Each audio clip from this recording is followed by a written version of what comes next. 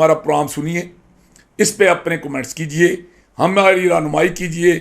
जहां हम गलत हैं, हमारी हमसे नफरत करने की बजाय, हमारा गिला गुजारा करने के बजाय, मैंने जो पहले कहा कि हम अपनी सोच मुताबिक आप करें, हमारी सलाह करें, हमारी मालूमात में इजाफा करें और हमारे चैनल को सब्सक्राइब करें। नामदुन सल्ली अला रसूलिल करीम फम्मा आऊज़ु बिल्लाहि मिनश शैतानिर रजीम बिस्मिल्लाहिर रहमानिर रहीम। प्यार करने वाले सामीन, मैं जैसे कि पहले अर्ज़ कर चुका हूँ कि एक नया चैनल पस पर्दा के नाम से आने रो चुका है, जिस पर मेरे 3 प्रोग्राम भी शुरू हैं। उनमें से एक कदम कदम क़यामत भी जो है वो आपकी नज़र से गुजर चुका होगा, और उसके अलावा हिस्ट्री के हवाले से दी बियॉन्ड ऑफ द हिस्ट्री का जो मजमून है उस पर द फफरास, हु आर द फफरास, यानी फफरा कौन, ये बड़े कबीले की स्टोरी कहानी तारीख़ के हवाले से, वो भी उसकी पहली किस्त भी आ चुकी है। तो तीसरा जो मेरा प्रोग्राम है वो मंजरनामा है। मंजरनामा होगा मौजूदा ताज़ा करंट अफेयर्स पर, सियासी हों, समाजी हों, मुआशी हों, माशरती हों, उस पर। और ज़ाहिर इसमें ज़्यादातर लोकल मामला डिस्कस ज़्यादा होंगे, क्योंकि हमारा बुनियादी तौर पर चैनल जो है ना वो बेस करता है जेहलम से। तो इस लिहाज से जहाँ इंटरनेशनल बातें होंगी, कौमी बातें होंगी, वहाँ इलाकाई बातें होंगी, वहाँ जेहलम को भी हमने सामने रखना है। तो आज हम एक बड़े बर्निंग इशू पर बात कर रहे हैं, और वो है कि ये जो हल्का बंदियों के हवाले से ज़ेर बहस आ रही बात। इससे पहले कि मैं आगे चलूँ, मैं एक बात की वजाहत कर देना चाहता हूँ अपने बारे में, ताकि कोई दोस्त, कोई साथी जो मुझे जानते हैं, जो नहीं जानते, यानी उनको ये मालूम हो कि जो बंदा बात करने वाला है वो कौन है। पहली बात तो ये है कि हज़रत अली रज़ी अल्लाह तआला के ये कौल है, वो अरशाद फरमाते हैं कि जब कोई बात करे तो बात को देखो, बात करने वाले को बात देखो कि बात करने वाला कौन है। तो मैं जो अर्ज़ करता हूँ कि जो मैं बात करता हूँ वो तारीख़ के हवाले से करूँ, वो अपनी ज़ात के वाले से करूँ, वो सियासत के हालात अदर के बारे में करूँ, तो मेरी बात को देख के मुझे ना देखे मैं कौन हूँ, मुझे आप पसंद करते हैं ना पसंद करते हैं, मेरे बारे में आपकी पर्सनल राय क्या है, क्या कुछ भी है, आपने लोगों ने आपके कानों में मेरे बारे में क्या गोला हुआ है, आपके दिमाग में क्या तस्वीर मेरी बैठी हुई है, इन सारी चीज़ों को छोड़ें। सिर्फ मैं जो कहता हूँ उसको देखें कि जो मैं बात कर रहा हूँ क्या है। एक तो ये वो ज़रूरी बात है। दूसरी बात, मैं जो आपके साथ बिल्कुल वाज़ेह लफ्ज़ में अर्ज़ करना चाहता हूँ, अल्हम्दुलिल्लाह मैं मुसलमान हूँ, मेरा एक मसलक है, मैं एक सियासी नज़रिया रखता हूँ, मेरा सियासी तल्लुक़ है, मैं PTI कौमी असम्बली का टिकट होल्डर हूँ। उसके अलावा ये है कि मैंने सारी ज़िंदगी सियासत की है, इलेक्शन लड़े हैं, कोई दोस्त है, कोई मुखालिफ है, और एक मैं ज़ात कबीले से तल्लुक़ रखता हूँ। उनके साथ जिनकी मोहब्बत है वो मेरे साथ मोहब्बत करते होंगे, जो उनके साथ किसी का मामला होगा तो वो मेरे साथ नफरत करते होंगे। और तीसरा है कि मैंने जो सहाफ़त की है और जो मैंने समाजी ज़िंदगी गुजारी उसमें भी लाइकिंग डिसलाइकिंग डेवलप हुई होगी। लेकिन एक बात की मैं वजाहत कर रहा हूँ, मैं कई दफ़ा पहले भी ये चैनलों पर ये बात कर चुका हूँ, मेरे वीडियो प्रोग्राम में आया है, ऑडियो प्रोग्राम में आया, मेरे मीडिया इलेक्ट्रॉनिक मीडिया के अलावा मेरा प्रिंट मीडिया पर आया, सोशल मीडिया पर मैंने वजाहत की है कि मैंने बताया है कि भाई मजहबी हवाले से बात हो, ज़ाती हवाले से बात हो, ज़ात बरदरी के हवाले से हो, इलाकाई हवाले से बात हो, समाजी, सियासी, माशरती, मुआशी, मजहबी हो, कोई भी हवाला हो, मेरा पूरी दुनिया में एक बंदे से मैं कहता था कि मेरा इख्तलाफ है, और वो था फवाद चौधरी। हालांकि वो मेरा भतीजा है, मेरा अजीज़ है, मेरे दोस्त का बेटा है, मैं उस ख़ानदान का, मेरा आप जिन लोग मुझे जानते हैं उन्हें पता है कि कितना करीबी रिश्ता है मेरा। मैं चौधरी अल्ताफ़ का भाई हूँ और वो चौधरी अल्ताफ़ का भतीजा है, तो मेरा भतीजा है। लेकिन उसके साथ उसकी आदात व अतवार, उसकी सोच और फ़िक्र, उसके नज़रियात, उसके रवैये, उसकी तारीख़ और उसकी जो नौसरबादियाँ करता था, उसकी वजह से मेरी उसके साथ मुखालफत थी। लेकिन जो अब नई सूरत हाल डेवलप हुई है कि अब मैं उसको इस काबिल नहीं समझता कि मैं भी उसके साथ मुखालफत करूं, मैं अब उसका भी मुखालफ नहीं हूं। आज के बाद मैं जो भी बात करूंगा बेलाग करूंगा, बेलोस करूंगा, उसके पीछे कोई रिजर्वेशन नहीं होगी। अगर उसकी भी कहीं तारीफ आएगी तो मैं तारीफ करूंगा, गिला कहीं मेरे अपने भतीजे फ़रक अल्ताफ़ का भी आएगा तो मैं करूंगा, मेरे अपने बेटे जंगीर महमूद मिर्ज़ा और तैर महमूद मिर्ज़ा जेलमी पर ज़्यादा आएगी तद भी, मेरी अपनी ज़ात भी ज़ेर बहस आएगी, मैं सच बोलूँगा। तो आज के बाद इंशाअल्लाह अज़ीज़ मैं आपको दावे से कहता हूँ कि मेरी याददाश्त में कमज़ोरी हो सकती है, मेरे अंदाज गुफ्तगू में कोई तरीक़ाकार है, हो सकता है कि आपको बात मैं पहुँचा ना सकूँ, लेकिन उसमें जो होगा वो मेरी सोच और समझ के मुताबिक, मेरे बीन के मुताबिक सच होगा और सच के अलावा कुछ नहीं होगा। इस वजाहत के बाद, जो कि मैंने आइंदा नहीं करनी, आप लोग ये इस बात को रिकॉर्ड पर रख लें कि जो बात ये बंदे करने वाला है, जब यहां बात कर रहा हूं, ये बात रिकॉर्ड हो रही है, इस जान में भी हो रही है, उस जान में भी हो रही है। मैं अपनी सवाबदीद के मुताबिक, अपनी सूझबूझ के मुताबिक, अपने इल्म के मुताबिक, अपनी अप्रोच, ज़हनी अप्रोच के मुताबिक, अपने विजन के मुताबिक मैं सच और हक की बात करूंगा। तो बात कर रहे थे हम कि इस वक्त बर्निंग इशू जो है चल रहा है जेल में, वो ये है कि पहले हमारे इस ज़िले के साथ क्या हुआ कि एक वक्त था कि पिंड दादर खान डिवीजनल हेडक्वार्टर था, जेलम तहसील भी नहीं होती थी, रोहतास तहसील थी इसकी। फिर हालात की संगीनी हमारे आड़े आई और पिंड दादर खान जो है वो डिवीजनल हेडक्वार्टर से ज़िला हो गया। फिर हमारी क़यादत की रलेकी और हमारे अवाम की लातालकी ने क्या किया कि वो पिंड दादर खान तहसील रह गई और ज़िला हमारा जेलम हो गया। चलो यहाँ तक भी बात ठीक थी। फिर इस जेलम से शाहपुर निकला, इससे जेलम से फतेह जंग निकला, इस जेलम से तेलागंग निकला, इस जेलम से चकवाल निकला, इस जेलम से चौहा सैदर शाह निकल गया, इस जेलम से सुहावा कलर कार निकल गया। अब पीछे क्या रह गया? हमने इसकी तादाद पूरी करने के लिए, अल्लाह जन्नत बख्शे राजा खालिद महमूद को, उसके मियाँ बिरादरान के साथ अच्छे तल्लुक थे, तो उसने क्या किया कि सुहावा को तहसील बना दी और हमारी आंसू पूछे कि चलो यार एक तहसील हमारी बढ़ गई है। फिर जब आया ना दौर ज़िला नाज़िम का मुशर्रफ के ज़माने में, तो मेरा भतीजा फ़र्क अल्ताफ़ ज़िला नाज़िम था, तो हम चाचा भतीजा रात को बैठे थे। वो मजाक में कहता था कि चाचा जी आएँ बैठ के साजिश करें। साजिश नहीं, हम प्रोग्राम बनाया करते कि क्या करना है। तो उस वक़्त मैं ये उसको क्रेडिट देता हूँ। उसके बाकी जितने भी प्रोग्राम हैं उनमें किसी में जो है ना वो मैं उसकी सारे उस प्रोग्राम का या मैं अल्लामा इकबाल हूँ कि तस्वर मेरा है, या उसका मैं क़याद-ए-मुल्क के अमल मेरा है। लेकिन ये जो है ना दीना, इसमें एक क्रेडिट मेरा है कि जब परेज़ इलाही ने भी इसको इनकार कर दिया और वो राणा अफजल था डायरेक्टर लैंड रिकॉर्ड, तो उसने भी कहा कि मुमकिन ही दीना तहसील बननी, तो उस वक़्त मैंने उसको ये मुमकिन करके दिखाया था कि मैंने कहा नहीं ये बन सकती है। और ये ग्राउंड्स हैं। वो जो टेक्निकल रुकावट वो डाल रहा था, तो उसके पीछे राजा अफजल साहब थे और उस राणा अफजल के साथ उनके तल्लुक थे। राजपूत चैनल वो चला रहे थे कि भाई राजपूतों का बड़ा नुकसान है।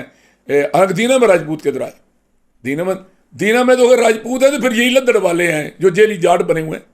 वहाँ कौन सा राजपूत है? वो कक्कड़ है, वो कैनी है, मिर्जे हैं, वो राजा टाइटल उनका, वहाँ राजपूत के दर से आए। वहाँ गुज्जर हैं, जाट हैं, अवान हैं, मुगल हैं, और अराई हैं, कुरैशी हैं, बस बलोच हैं, पठान हैं, सारी कौमें हैं। लेकिन वहाँ मतलब है राजपूत तो सारे साल्ट रेंज में आबाद हैं। और मेन तो शुमाली पंजाब में राजपूतों के कबीले ही दो हैं, एक चिब है वो सरमगीर और कश्मीर में, और दूसरे जो हैं वो हैं अपना जजुए, वो साल्ट रेंज में। तो उधर तो राजपूत थे ही नहीं। लेकिन राजा साहब ने हमेशा, चूँकि उनकी बुनियाद और कोई नहीं थी, राजा आज़म ही था, तो उन्होंने इसको थोड़ी सी हवा दी कि भैया जनाब राजों का बड़ा नुकसान होगा, राजपूतों का बड़ा नुकसान होगा। तो वो राणा अफजल जो था उसने इसकी मुखालफत की और उसने रुकावटें डाली। लेकिन अल्हम्दुलिल्लाह परवेज़ इलाही भी उसके झांसे में आ गए जब वज़ीर आला थे। लेकिन और फ़र्क भी एक स्टेज पर आकर बददिल हुए कि यार ये नामुमकिन है, कैसे हो सकता है। तो इस पर मैं कभी फिर प्रोग्राम करूँगा, तफसील बताऊँगा कि वो फिर मैंने कैसे वो रुकावटें दूर की अल्हम्दुलिल्लाह।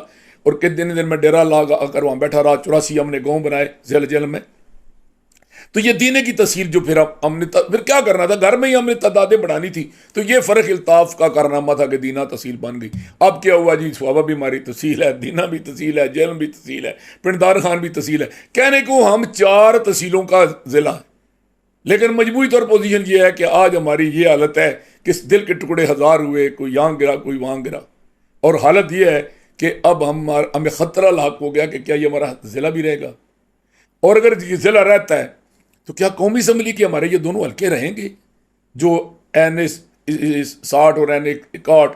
जब मैंने इलेक्शन लड़ा तो NA 66 और 67 थे, सिकलैन 4 से लड़ा, तो मैं 67 से लड़ा था पिंड दादर खान जेलम से। तो क्या ये हल्के रहेंगे? आज की जो मर्दमशुमारी की फहरिस्त आई है, जो बर्निंग इशू है, जो इलेक्ट्रॉनिक मीडिया पर आ रहा है, प्रिंट मीडिया में आ रहा है, सोशल मीडिया पर आ रहा है, हर मजलिस में, हर बैठक में, हर डेरे पार्लियामेंट मस्जिदों में यही बहस है कि ये हमारी तो 2 सीटें ख़त्म हो रही हैं, 1 सीट आ रही है। तो जिसका कि मैं भी इस खदशे को हकीकत में बदलते हुए देख रहा हूँ कि ये ऐसे ही नज़र आ रहा है कि अपना हमारा हल्का शायद 2 से 1 हो जाए। अच्छा, अगर कोई महूम सी मुहित यानी थोड़ी बहुत कोई गुंजाइश मुझे नज़र आती है ना कि भाई ये क्या होगा, तो फिर भी 2 हल्के मुझे नज़र नहीं आते। ज़्यादा क्या होगा जी, 1.5 हल्का हो जाएगा। अब 1.5 हल्के में होगा कि उदिया रह जाएगा जिसमें जान होगी कि भाई अपनी अपने इंटरेस्ट के मुताबिक पिंडी वाले भी और चकवाल वाले भी जोर लगाएंगे और इधर से हमारे जेलम वाले भी लगाएंगे कि क्या ये जेलम शहर दीना सुहावा के साथ गुजर खान मिलता है या चकवाल का मिलाल मुगला मिलता है या उधर से पिंडान खान के साथ चुआ और कलर कार साथ आते हैं। तो इसमें यह भी हो सकता है कि चकवाल और जेलम मिलाकर या पिंडी और जेलम मिलाकर, जो लोग कहते हैं ना कि मंडी बाउद्दीन आ जाएगा, सरायमगीर आ जाएगा, खुशाब आ जाएगा, भैया ना बात हमें इल्म होता कोई नहीं। मुसीबत यह है कि यहाँ जिसको भी थोड़ी सी एक गड्डी मिलती है ना अपना उस मतलब हरदरी दी वही पसारी बन पैंदा है कि हर बंदा यहाँ तसीहकार बना हुआ है, हर बंदा यहाँ सियासी तबसरे कर रहा होता है ना, और कोई इल्म है ना खबर होती है। अच्छा, और वो बात अजीबो गरीब करते हैं। अच्छा, वो कहते हैं कि बाहर चौधरी तो घर जमा चौधरी, हाँ जी, घर में माँ या जनानी टुकर नहीं सालन नहीं देंदी, बाहर हो जनाब पूरे पाकिस्तान दी, पूरे जेलम दी, पूरे मुल्क की सियासत जी डिस्कस कर रहे होंगे। तो भाई बात यह है कि डिवीजन नहीं क्रॉस होगी, ना चकवाल इसके साथ हमारे साथ मंडी बाउद्दीन मिलेगा, ना गुजरात मिलेगा, ना खुशाब मिलेगा। हमारा अगर ये ज़िला की हदूद क्रॉस हुई और हल्का बंदी में ये तब्दीली आई तो फिर या हम चकवाल के साथ मिलेंगे या पिंडी के साथ मिलेंगे। अच्छा, इसमें अजीबोगरीब सूरत डेवलप होगी। अगर तो ये हल्का बनता है सिर्फ कि पूरा ज़िला जेलम जो है ना कि वो ही एक हल्का हो जाए, तो और दूसरा तरीका कार ये बनता है कि भाई जेलम और गुजर खान या जेलम या अपना मिलाल मुगला ये हल्का बनता है। ये 3 ऑप्शन हो गए। और चौथा ऑप्शन ये बनता है कि पिंड दादर खान और प्लस चौहा सैदर शाह और कलर का। तो ये 4 ऑप्शन होते हैं। इन 4 में से जो भी ऑप्शन आएगा, चारों ऑप्शन में सूरत हाल 100% मुख्तलिफ होगी। और पहली बात तो ये कि अगर हम आ जाते हैं इस बात पर, उस बात पे फिर किसी वक्त बात कर लेंगे कि अगर जेलम और सुहावा हल्का बनता है तो क्या होगा, जेलम और बिलाल मुगला हल्का बनता है चकवाल तो क्या होगा, पिंड दादर खान और चुहा और कलर का बनता है तो क्या बनेगा। अगर जिसका ज़्यादा चांस है, मैं जो समझ रहा हूँ कि 60% चांस ये है कि जेलम प्रॉपर जो है ना ज़िला जेलम पूरा एक हल्का कौमी असम्बली का बनेगा। अब अगर कौमी असम्बली का एक हल्का बनता है तो समझें कि पाक जेलम की सियासत का नक्शा तब्दील हो जाएगा, 100% सियासत का नक्शा तब्दील हो जाएगा। और इतना खौफनाक तब्दील होगा, कई खानदान सियासत से आउट हो जाएंगे जो अंग्रेज़ों के दौर से यहाँ पर किसी न किसी हिसाब से जो है ना वो किसी न किसी रंग में मौजूद है, उनका सियासत में अमल तक वो, और कई शख्सियात हमेशा के लिए सियासत से आउट हो जाएंगी। और कई लोगों को जिन्होंने जेल लीडर मिसाइल बनाए हुए जेलम के, उनको वापस जाना पड़ेगा वहाँ। फिर वही बात आ गई फवाद चौधरी की, उसे को वहाँ जाना पड़ेगा जहाँ हमारा भाई नसीम जो है ना वो अपना इस्तराहत फरमा रहा है पाक वतन साहिवाल में, वहाँ उसको अपने बाप की कब्र का सहारा लेने पड़ेगा, तो वहाँ उसको वापस जाना पड़ेगा। या किसी पार्टी को की आंखों में मिट्टी डाल के मिर्चें डाल के तो उसको शहर का हल्का लाहौर या इस्लामाबाद लेना पड़ेगा। जेलम में उसका कोई, अगर पूरा ज़िला जेलम बनता है हल्का, तो फवाद नाम के बंदे का कोई फीचर जेलम में नहीं है बिल्कुल। अब अगर उसका नहीं बनता तो उसके तो मुकाबले में मुखालफत की बुनियाद पर एक बंदा मैदान में आया था, उसको लाने का क्रेडिट रहता भी मेरा है, डिसक्रेडिट रहता भी मेरा है कि मतलूब शाह, मरहूम मकफूर और आबद जुताना मेरे घर आए। एक मेरा दोस्त था, एक मेरा भतीजा था, तो उन्होंने मुझे कहा कि आप जो कुछ फवाद के बारे में कहते थे वो सही साबित हुआ है, अब अगला हमें मशवरा दें। तो मैंने उन्हें कहा मैं क्यादत करता हूँ, तुम दोनों मेरे नीचे MP का इलेक्शन लड़ो।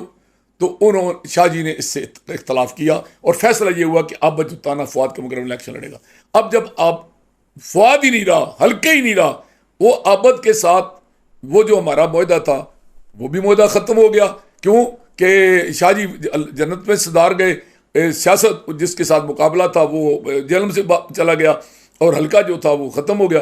लेकिन इसके बावजूद आबद अगर इलेक्शन लड़ता है, उसको कोई पार्टी टिकट देती है, वो पूरे हल्के से इलेक्शन लड़ता है, तो उसको एक एज हासिल है। वो एज क्या है कि वो अराई बिरादरी का वो अनचैलेंजेबल लीडर है। और इस वक्त दो कौमें जो हैं जेलम में, किसी ज़माने में ये था कि जट मज़हब था और राजा मज़हब था जेलम में, ज़ात नहीं थी, जट और राजा मज़हब था। लेकिन अब वो उनकी नस्ल इस नारे को जालत समझती है। वो पलट गए लोग, उनका विजन बदल गया है।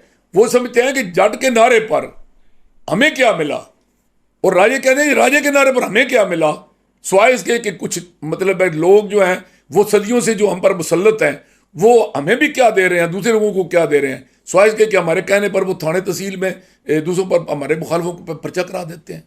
तो इसलिए ये दो कौमें जो हैं इनमें शऊर आ रहा है और ये इस अब नारे को छोड़ती जा रही हैं।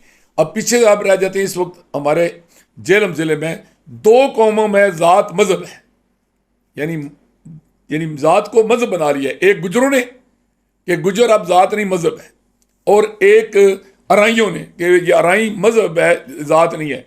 और अगर आबद आता है कौमी असम्बली में तो उसको वो अराई का फ़ायदा होगा। और दूसरा एक वक्त था कि जितनी कौमें काश्तकारी करती थी, जिम्मेदारी करती थी, हल चलाती थी, उनमें सबसे कमज़ोर और मकजूब कौम अराई थी। बल्कि इन बेचारों का लफ्ज़ अराई भी कोई नहीं कहने देता था, ना कोई इनको बुलाता था। लोग कहते थे इनको मलियार कहते थे। वो आज भी जिसने इनकी तस्दीक करनी हो ना, जब हम कहते हैं ना हम जी अब जुताना को वोट देंगे तो लोग कहते जी तुम मलियारों को वोट दोगे। मैंने क्यों जी, उन्हें खोती हथ लाया, क्या किया है? मलियार के मैं नहीं किया है, बागबान, फूल उगाने वाला, इसमें कौन सा गुनाह है? गंदम उगाने वाला तो काश्तकार है, फूल उगाने वाला काश्तकार नहीं है। अच्छा, वो बाजरा उगाने वाला तो जिम्मेदार है, तो क्या मतलब सब्जी उगाने वाला जिम्मेदार नहीं है? अब तो भाई थोड़ा सा तब्दीली आ रही है कि जो इंडिया से माजरा है ना अराई, वो मलियार नहीं है, वो ओरिजिनल वो अराई कबीला है। उनमें सलीमी हैं, दूसरे हैं, तीसरे हैं, लेकिन उनकी अपनी गोते हैं। लेकिन ये कबीला जो हमारा लोकल है ना, अब माली तौर पर और इत्फाक के लिहाज से, सोशल वाले से, इनका स्टेटस और उनका स्टेटस बहुत आगे जा चुका है। हमारे इलाके में तो पोजीशन ये है कि मैंने तो आज तक कोई अराई, वो लोकल हो या वो माजर हो, मुझे कोई अराई गरीब नहीं नजर आ रहा। मेरे अपने हैं, मेरी एक बहन थी अराई बिरादरी में, महाजर बिरादरी में। जब इंडिया से लोग आए थे तो हमारा घर इनका मेज़बान था, तो उन लोगों के साथ आज भी हमारे बहन भाइयों वाले ताल्लुक है। तो एक वक्त था कि भी उनके बड़े हालात पतले थे। अभी मैं उनके पोते मिले तो मैंने उनको थोड़ा सा सब्सिडाइज करने की कोशिश की, तो मुझे कहते हैं बाबा जी आपकी बहन जन्नत में चली गई, आपका जनाब हमारा दादा जन्नत में चला गया, आप कभी आए नहीं हमारे घर, अब तो बदल गए, हमारे पास तो अल्लाह का इतना दिया हुआ है कि आप हैरान होंगे कि हमारे तो आपसे सब्जियां ज़्यादा होती हैं, आपसे फल ज़्यादा होते हैं और आपसे गंदम ज़्यादा होती है। तो अब कोई गरीब नहीं आ रही हूँ मैं। तो इस लिहाज से एक तो इस कौम के पास अब वसाइल हैं, सरमाया, दूसरा इत्तेहाद है और इत्फाक है। और तीसरी बात शायद लोगों को मालूम ना हो कि ये वाहिद कौम है कि जो पहाड़ों की घाटियों में भी मौजूद है और दरिया जेहलम के किनारे पर भी मौजूद है और मैदानों में मौजूद है और रेगिस्तानों में भी मौजूद है और नखलिस्तानों में भी मौजूद है और कुस्तानों में भी मौजूद है। तो ये जहाँ भी हैं, तो अगर इन्होंने जो जिसका कि मुझे यकीन है कि करेंगे इत्तेहाद, इन्होंने इत्तेहाद किया। और अगर गांव में अपने कह देते कि गांव में 50 वोट है राइयों का, वो कहते हैं जी हम गांव का बिड़ी का इलेक्शन या जिले का इलेक्शन आपको वोट तब देंगे अगर आपने हमारे अराई उम्मीदवार को वोट दिया। तो अब इंतहाई खतरनाक उम्मीदवार साबित होगा, लेकिन बतौर आज़ाद उम्मीदवार नहीं। वो NA 61 या 67 में बतौर आज़ाद उम्मीदवार भी बड़ा खतरनाक उम्मीदवार है, लेकिन अगर पूरा जिला हल्का होता है तो वो बतौर आज़ाद उम्मीदवार तकड़ा होगा लेकिन खतरनाक नहीं होगा। अगर वो किसी पार्टी का टिकट लेकर आ गया, मैं कहता हूँ पहले दूसरे दर्जे वाली पार्टी का नहीं, तीसरे दर्जे की पार्टी का भी टिकट लेकर आ गया तो इंतहाई खतरनाक उम्मीदवार साबित होगा। एक तो वो है। दूसरा हमारे इलाके में मेरी जगह पर फुआद ने टिकट लिया था। हमारा भाई अभी तक तो हमारा प्रोग्राम कोई नहीं है कि हम कमिटेड हैं। एक तरफ तो ये कि भाई आबद के साथ हमने वायदा किया था कि भाई मेरे बेटे ने एमएनए का इलेक्शन लड़ा है, मैंने एमएनए का इलेक्शन लड़ा है, हुसैन पीर पार्टी की तरफ से लड़ा है, मैंने पीटीआई की तरफ से लिया, 7,000 वोट लिया है। मैं 3 दफ़ा मेंबर ज़िला कौंसिल हूँ, पंजाब में सबसे ज़्यादा वोट लेकर मेंबर बना हूँ। चेयरमैन ज़िला कौंसिल का इलेक्शन 1 वोट से हरवाया गया था और कैद इख्तलाफ रहा हूँ ज़िला कौंसिल का। कौन सा शोबा है जिसमें मैंने इलेक्टेड या नामजद सीटों पर काम नहीं किया?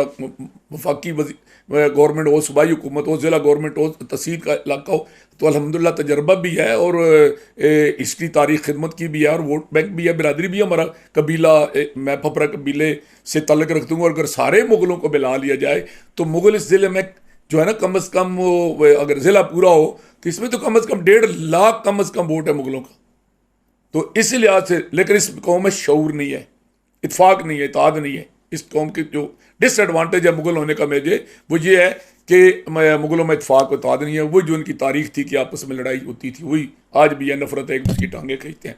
तो क्या हम इलेक्शन लड़ सकते हैं? लेकिन एक तो हमारी कमिटमेंट है आबद के साथ, और अगरचे सिनारियो चेंज हो गया है फवाद के आउट होने से, लेकिन बहरहाल अभी तक हम अपनी उस कमिटमेंट पर स्टैंड करते हैं।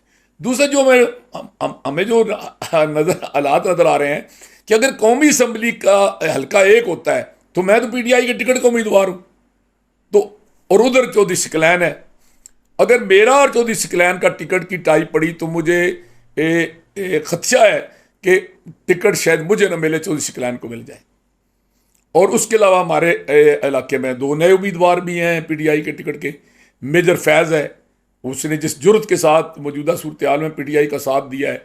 ब्रिगेडियर मुश्ताक जैसा बड़ा कद काठ वाला बंदा है, बड़ी सोच और फिक्र वाला बंदा है, अगर वो आ जाता है तो इस तरह मतलब है पीटीआई का अगर कैंडिडेट कोई हम और आ जाता है, हमें टिकट ही नहीं मिलता तो फिर हम भी मार्केट से आउट हो गए।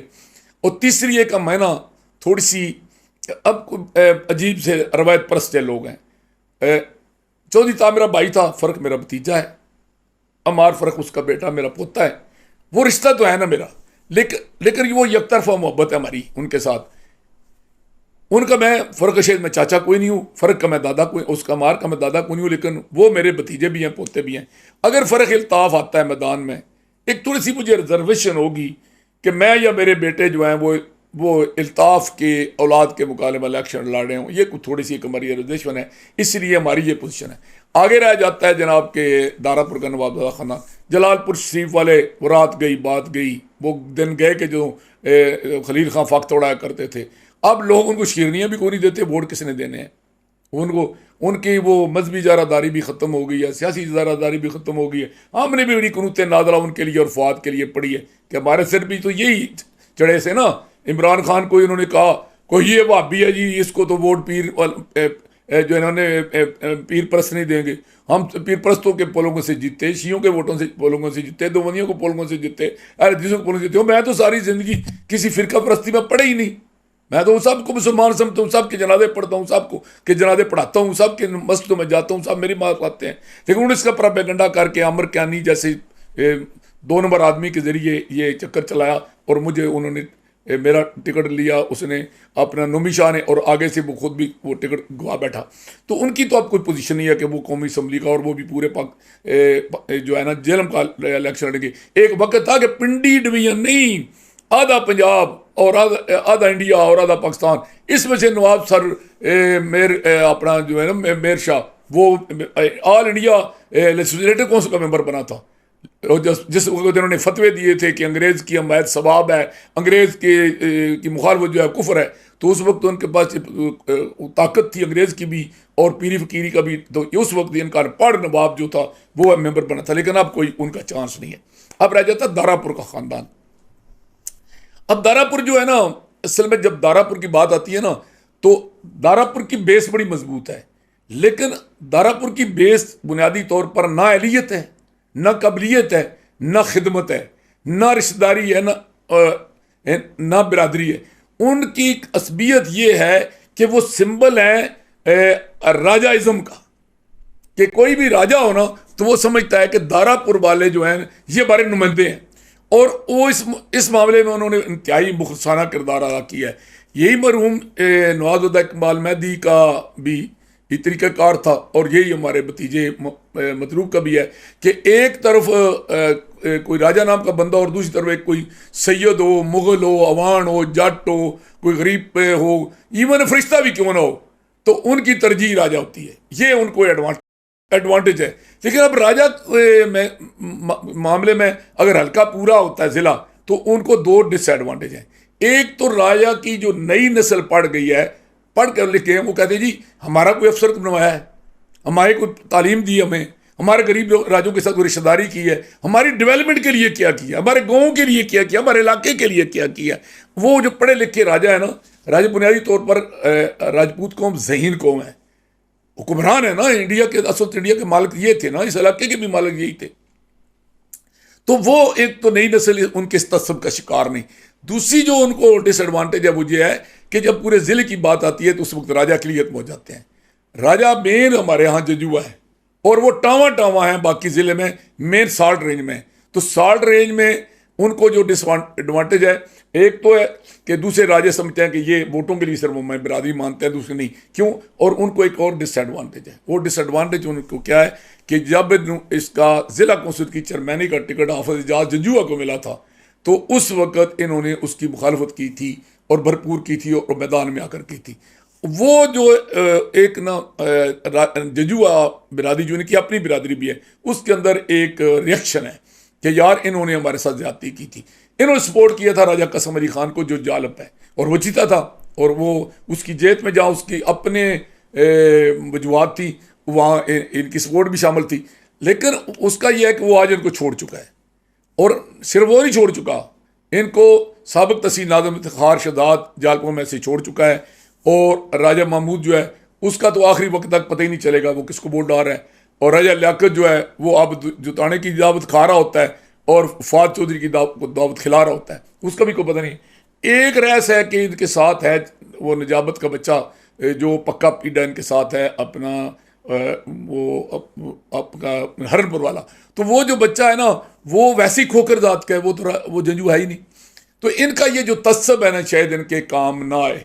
अब रह जाता है वो लोगों को हौसला देने के लिए या अपने आप को हौसला देने के लिए, या मैं तो कहूँगा कि लोगों को भी और अपने आप को बेवकूफ़ बनाने के लिए वो कहते हैं नहीं जी नहीं हमें तो बड़ा ज़िला सूट करता है। वो कहाँ ज़िला सूट करता है भाई? वो जी यावर कमाल हमारा बहनोई है, वो गंजी नहाएगी कि निचोड़ेगी की है। मैं रोमू जिगर को पीटूं दिल को मैं। भाई यावर कमाल अगर आप इलेक्शन लड़ेगा तो आपको क्या देगा? अगर ऊपर आप होते हैं नीचे यावर कमाल एमपी होता है तो पागल है लोग कि वो सारे वोट ऊपर वाले नीचे वाले राजों को दे देंगे। दूसरी बात यह है कि वो राजा है कब? वो तो मिर्जा क्यानी है, तो उसको क्यानी वोट देंगे क्यानी करके। आपको क्यानी क्योंकि आप मजबूरी पड़ी है कि आपको देंगे जी वोट, वो अपने करीबी उम्मीदवार को किसी को नहीं दे देंगे, उनका अगर अपना कोई खड़ा हो गया। तो इसलिए मुझे उनका कौमी सियासत में यानी कौमी असम्बली की हैसियत में उनका मुझे कोई किरदार नज़र नहीं आता। अब आगे आ जाता है गरमाला ख़ानदान। अच्छा, ये गरमाला ख़ानदान भी अजीब शय है। एक तरफ तो इनके पास सरमाए की कोई कमी नहीं, अफरादी हुकूमत की कोई कमी नहीं, लीडर घर में हर इनका बंदा लीडर है। अगर राशिद गरमाला भी लीडर है, चौधरी खादिम भी लीडर है, चौधरी लाल भी लीडर है, चौधरी नदीम खादिम भी लीडर है। जिस घर में 4 बंदे होल टाइमर लीडर हों उनको ये एडवांटेज है, फिर माली तौर पर वो मजबूत हैं। और एक इनकी जो बड़ी खूबी है कि ये बड़े अवामी हैं, बहुत अवामी। किस एक गांव के मजदूर से लेकर बड़े से बड़े और मुखालफ भी, कोई भी उसकी खुशी में कोई बुलाए ये पहुंचे होते हैं, गमी पे तो ये सुन के भी चले जाते हैं, बहुत अवामी है। अच्छा, मज़े की बात यह है कि अगर नून लीग के टिकट पर ये इलेक्शन लड़े जेलम दीना स्वाबा में तभी तकड़े उम्मीदवार हैं, और अगर नून लीग के टिकट पर ये इलेक्शन लड़े जेलम पिंडादर खान तभी तकड़े उम्मीदवार हैं। लेकिन जब दोनों हल्के एक हो जाएं तो ये कमज़ोर हो जाते हैं। अब ये बात आम लोगों को समझ में नहीं आएगी कि जी मेरा साहब कहते हैं कि ये 60 में भी मजबूत है और 61 में भी मजबूत है, लेकिन जब दोनों जमा होते हैं तो ये कैसे कमज़ोर हो जाते हैं? हाँ, कमज़ोर हो जाते हैं। वो लंबा मजमून है, कभी इस पर रोशनी डालूंगा। मैं अपनी बात पर कायम हूँ कि भाई ये कौमी सतह यानी पूरा ज़िला हल्का हो तो ये कमज़ोर उम्मीदवार हैं, अलग अलग हल्के हों तो दोनों हल्कों में मैटर करते हैं। ये इनका अपना हल्का है 60 जो है, ये इसमें गुजर इनको गुजर चुके मज़हब है तो वो इनको एडवांटेज है। दूसरे ने लोगों की खिदमत की है, लोगों के साथ रबते हैं। हमारा जो इलाका है पिंड दादर खान का, पिंड दादर खान में अजीब बात यह है कि वहां जात बिरादरी का तसब और तरह का है। वहां अदर दैन राजा, जो लोग अपने आप को चौधरी, मल्लक, मिर्जा, मियाँ, खान जो कहते हैं ना, और जमींदार हैं, वो सारे जो है ना वो कहते हैं जी हम एक बिरादरी हैं, जटाली जिसको कहते हैं। लिहाजा वहाँ गुज्जर भी जो है ना वो जटाली में शामिल हैं, जो भी है ना वो इस हमारा हिस्सा है।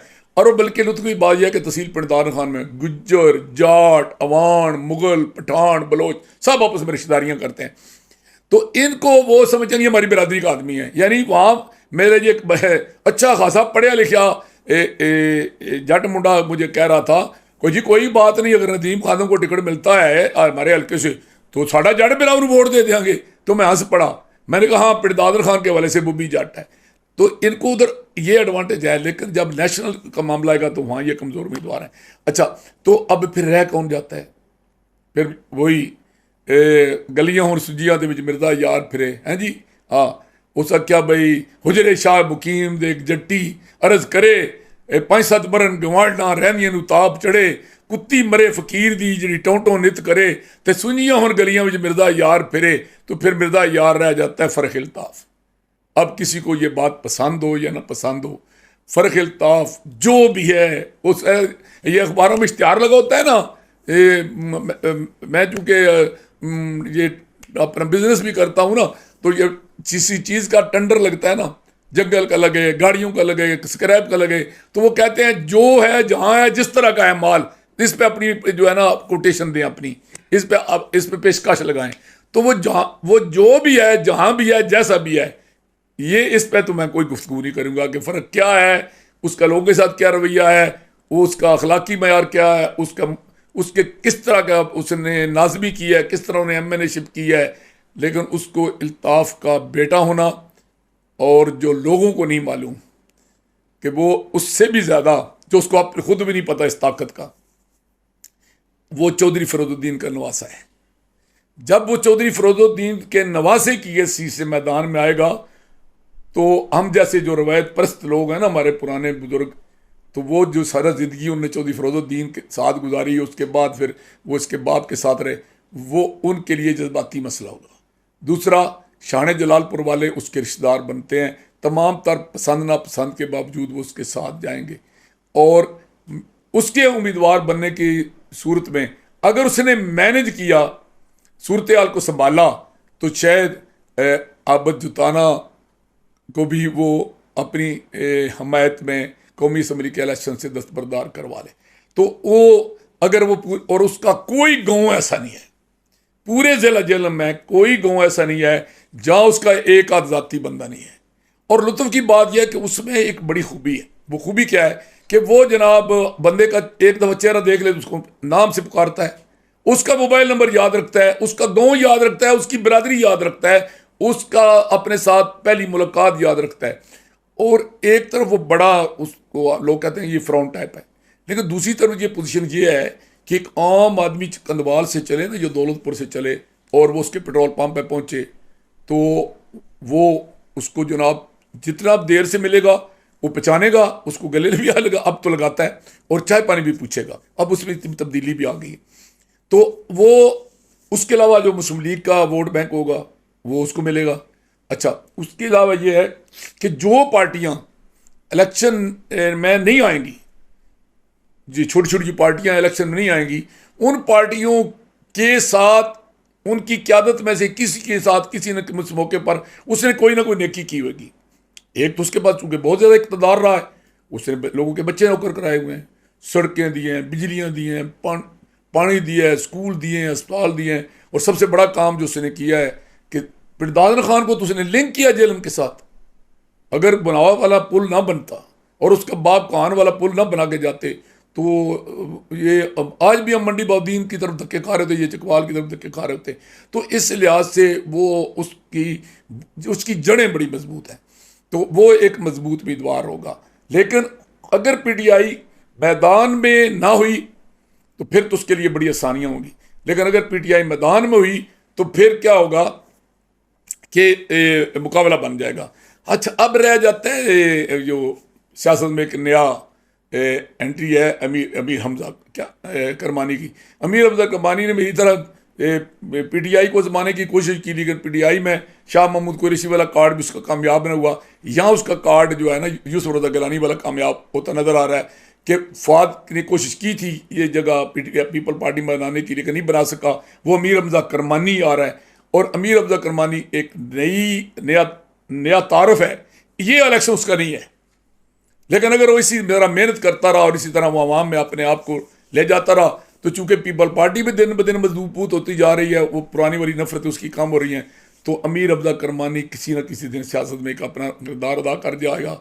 उसको जो डिसएडवांटेज है वो ये है कि उसके पास वसाइल हैं, और मेन उसके पास उम्मीदवार जो है ना वो पी 26 में नहीं है, पंजी वो है उसके 27 में चौधरी नज़र का जो वोट बैंक है ना वो बड़ा मजबूत है, लेकिन वो नज़र की याद तक है। नज़र को वोट देंगे, ऊपर वाले वोट पे वो मर्जी करेंगे, और शायद चौधरी साहब भी इतनी मेहनत ना करें, उन पर जोर ना दें कि भाई हमारा ऊपर वाला वोट दें।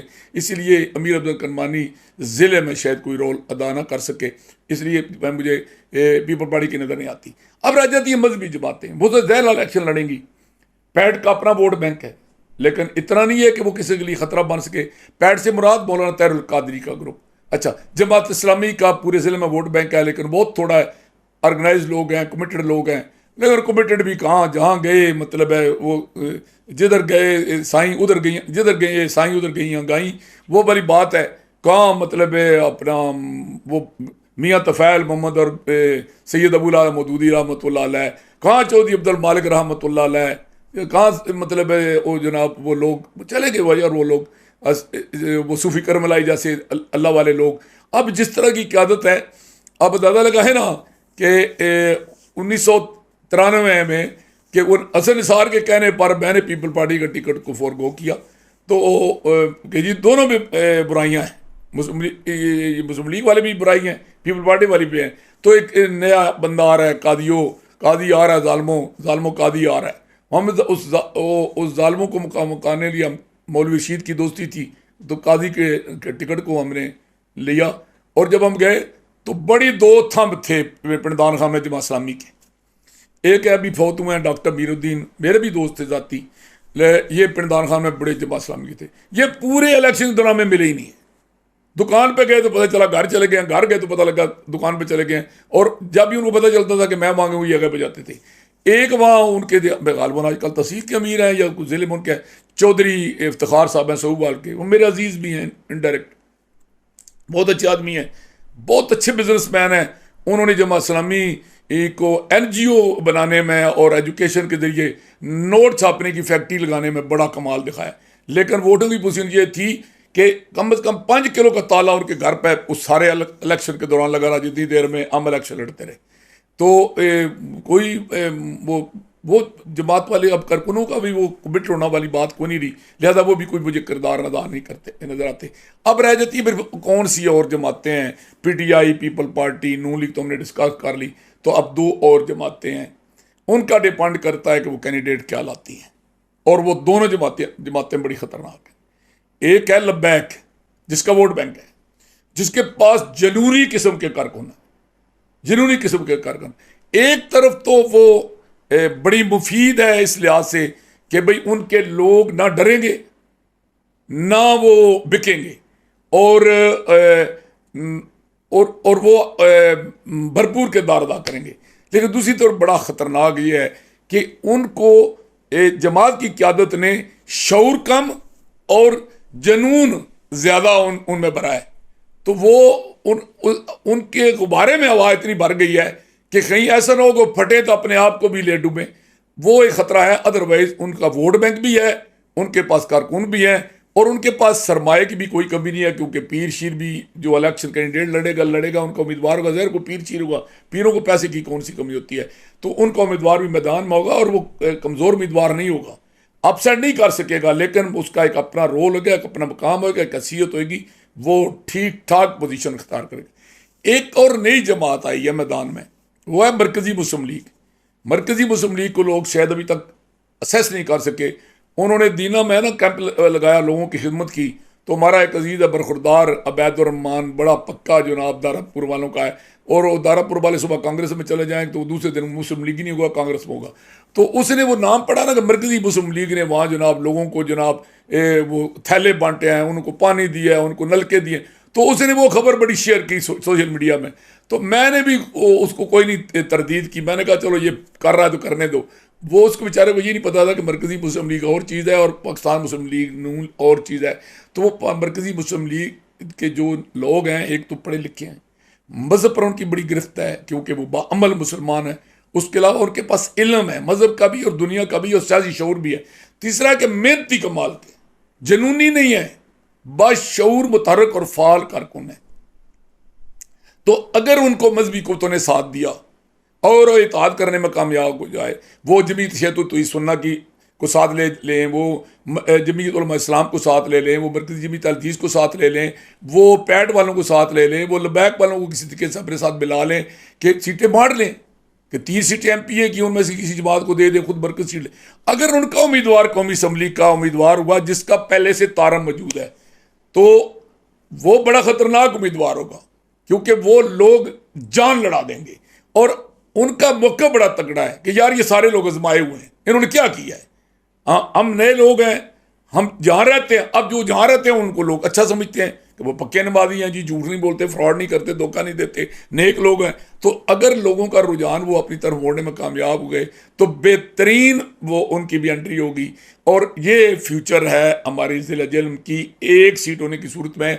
और इंशाल्लाह अगली हमारी मुलाकात होगी तो उसमें इस मौजू पर रोशनी डालूंगा कि अगर पिंड दादन खान और चुआ सैदन शाह और कलर कार हल्का बनता है या जेलम दीना स्वाबा और गुजर खान हल्का बनता है या जेलम दीना स्वाबा और मिलाल मुगला हल्का बनता है, तो क्या सिनारियो होगा, ये अगली मुलाकात में इंशाल्लाह इस पर रोशनी डालेंगे।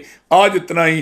ये हमारा प्रोग्राम सुनिए, इस पे अपने कमेंट्स कीजिए, हमारी रहनुमाई कीजिए, जहाँ हम गलत हैं हमारी हमसे नफरत करने की बजाय, हमारा गिला गुजारा करने के बजाय, मैंने जो पहले कहा कि हम अपनी सोच मुताबिक करें, हमारी सलाह करें, हमारी मालूमात में इजाफा करें और हमारे चैनल को सब्सक्राइब करें ताकि हमारा और आपका रब्ता मुस्तकिल रहे। और इंशाअल्लाह अज़ीज़ अगली मुलाकात तक अल्लाह हाफ़िज़। आज इतना ही। आखिर दान अल्हम्दुलिल्लाह रब्बिल आलमीन।